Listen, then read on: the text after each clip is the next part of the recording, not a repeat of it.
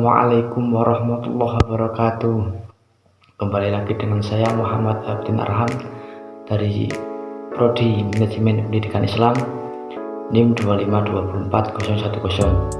Pada kali ini saya akan menjelaskan tentang cara meningkatkan pendidikan yang ada pada SMP Debaitu dan MA Debaitu Sunan Plumbon Kerajaan Tembara Temanggung. Yang pertama, ada masalah pendidikan di desa kerajaan. Yang pertama itu ada kekurangan ruang kelas, yang kedua ada minimnya sarana dan prasarana, yang ketiga yaitu ada keterbatasan guru berkualitas yang ada pada sekolah ini. Terus analisis faktor penurunan mutu pendidikan, yaitu pertama ada faktor fisik yang meliputi bangunan, yang kedua ada faktor sumber daya, ada guru, murid, yang ketiga ada faktor manajemen. Terus yang ketiga ada faktor internal sekolah, itu meliputi kualitas guru, yang kedua ada lokasi dan fasilitas, yang ketiga ada kondisi siswa. Faktor eksternal sekolah meliputi dorongan masyarakat, dorongan keluarga, dan kondisi sosial ekonomi sekolah. Yang kelima ada manajemen strategik untuk peningkatan pendidikan yang ada pada SMP Debaitu dan MA Debaitu, yaitu yang pertama ada perbaikan infrastruktur, yang kedua ada peningkatan kompetensi guru, yang ketiga ada pelibatan komunitas, yang keempat ada monitoring dan evaluasi. Masalah pendidikan yang ada yaitu kekurangan ruang kelas, yang kedua ada minimnya sarana dan prasarana, dan yang ketiga ada keterbatasan guru berkualitas. Pertama, kekurangan ruang kelas, yaitu kapasitas ruang kelas yang tidak mencakupi jumlah siswa yang ada. Yang kedua ada minimnya sarana dan prasarana, meliputi fasilitas belajar seperti buku dan alat peraga yang terbatas.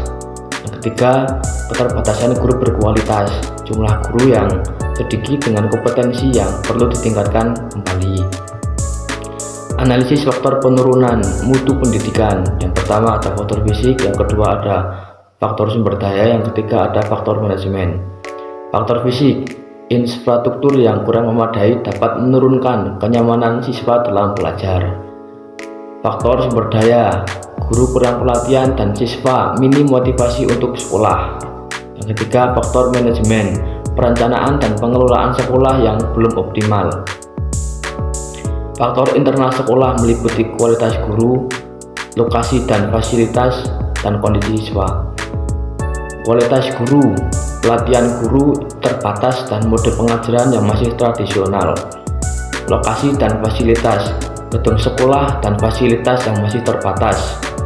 Yang ketiga ada kondisi siswa, motivasi siswa yang rendah dan dukungan belajar yang ada itu kurang memadai.